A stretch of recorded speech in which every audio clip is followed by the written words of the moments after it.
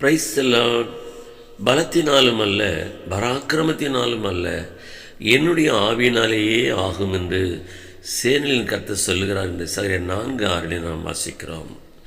தேவனுடைய ஆலயத்தை கட்ட துவங்கின சிறுபவர்கள் கூட கர்த்தர் பேசின ஒரு காரியமாக இருக்கிறது. தேவன் நம்முடைய பராக்கிரமத்தை, நம்முடைய படைபலத்தை எண்ணுகிறவரும் அதை நம்புகிறவரும் அவர் அல்ல. நமக்குள்ளே இருக்கிற பலத்தை கொண்டு நம்மளை பெரிய காரியங்களை செய்கிறதுக்கு அவர் விரும்புகிறவராக இருக்கிறார்.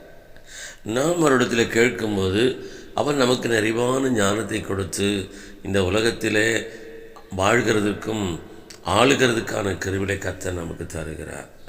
சவுல் தன் படைபலங்களை எண்ணி பார்த்து நினைத்தது தேவனுக்கு பிரியமில்லாத காரியமாய் காணப்பட்டது.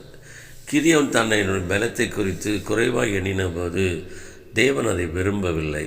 தனக்கு இருக்கிற ஞானம் போதாது என்று சொல்லி சாலமோன் தேவனிடத்தில் கேட்ட பொழுது தன்னுடைய ஞானத்தை கொடுத்து அவனை வெற்றி சிறக்க பண்ணினார் என்று நாம் பார்க்கிறோம்.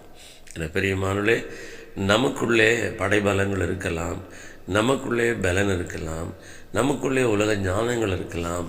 இது எல்லாவற்றையும் விட்டு நம் கர்த்தரை சார்ந்து வாழ்வோம் என்று சொன்னால் நம்முடைய வாழ்க்கையில் பெரிதான வெற்றியை தந்து நம்மை கர்த்தருடைய முற்பிதாக்களைப் போல பலப்படுத்தி பெரிய காரியங்களை செய்வார். ஆமென்.